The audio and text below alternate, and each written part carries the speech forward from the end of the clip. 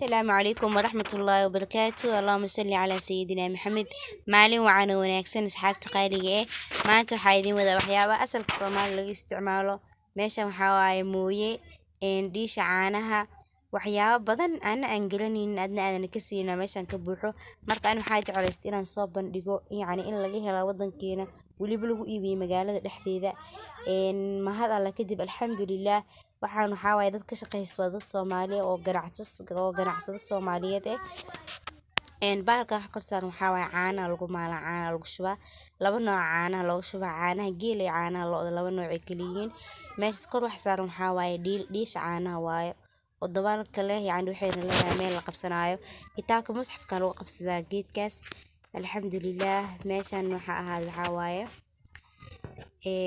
baaquliga baadiyaha le dhaadi baaqul iska dhan baadiyaha jeclay macaynay waxaana lagu shubtaa bunka lagu shubtaa kaas waxaa waaye mooye hoos waxa ahaadeen waxay tahay kashiimo kal mooye oo caadi wadankeena laga isticmaalo ana waxyaabahan birtii caaga kana ka jeclaa runtii qiyaali ahaan aad iyo aad kana u jeclahay markaan kasoo tagay suuqan soo dhexmar waan soo adeeganaynay balbaloonigeena oo asalka ahaa caafimaad qudaarteena bataatiga yaanyada tan waaye balbaloonigan waa kana maasha Allah qaybo badan balbalooniga ka soo maray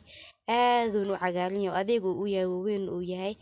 isaas ay tahay maasha Allah waa caafimaad wixii wadankaaga laga helo dadkaaga iyo dad taqaanid ay soo tacbeen waxaa waaye daawo waaye bataatiga goobgoob u yaala yaanyada gasaca lagu cabiraa meesha waxaa waaye maxaa bocorkiina soo aragteena maleena meeshaan liinta goobgoob u taala cagaar iyo cadaan ay leedahay ani cagaarka jeclahay yaanyada gasaca lagu cabiraa beeshinkan waa lagu shubaa sidoo kale inta karootadana waa tan iyadana way weyn tahay dhexdhexaad weyn laakiin weyn u badan tahay waqtigeeda la jooga maleena qiimaheedana aad u jaban yahay ayaantan korontada way socotaa yaay waa tan iyadana lacag idimo lisku waaye marka leentana soo gilisaan leeyahay maasha Allah tabarakallah ilaahay inuu siyaadi nimcada wadankeena taala Soomaaliya dalkiina imaado wadamada shisheeye wax iska daay maasha Allah dhulkiina idin baahan waxa taqaanid iska cunaan fahamteen waxaa kan meeshan ka maqneen waxaa waaye raqayga bacbacu u xiran yahay maasha Allah qiimihiisa aad u jaban yahay wana jilcayahay maasha Allah dhinaani macaan isku jiro waaye marka suuqna waa ka soo buuxoynaa maasha Allah beesha ku soo celcelin wax kale inta ugu soo celcelinaa wadada marayni waaye baalka macaan waaye sayirtan